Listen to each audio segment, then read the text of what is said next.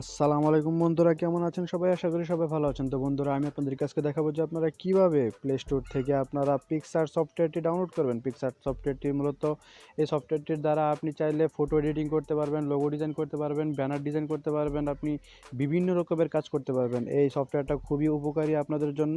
তো এটা কিভাবে আপনারা প্লে স্টোর থেকে ইনস্টল করবেন সেটাই আমি আপনাদেরকে আজকে দেখাবো। তো চলুন শুরু করা যাক। প্রথমে আমরা প্লে স্টোরেতে ক্লিক করব। প্লে স্টোরেতে ক্লিক করার পর আমরা এখানে সার্চ বাটনে ক্লিক করব। সার্চ বাটনে ক্লিক করার পর এখানে আমরা টাইপ করব পিকসার্ট।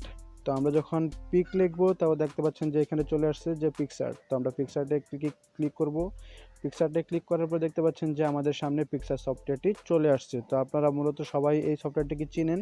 তো সফটওয়্যারটি খুবই ভালো। পিকচার সফটওয়্যারটি অনেক কাজ করা যায়। তো এটা আমরা ইনস্টল করার জন্য বা ডাউনলোড করার জন্য আমরা সিম্পলি এখানে ইনস্টলে ক্লিক করব। ইনস্টলে ক্লিক করার সাথে সাথে এটা ইনস্টল শুরু হয়ে যাবে। তো দেখতে পাচ্ছেন যে এটা আপনার 500 মিলিয়ন ডাউনলোড। খুবই ভালো একটা সফটওয়্যার, খুব অনেক মানুষ ইউজ করে। এটা খুবই ভালো একটা সফটওয়্যার।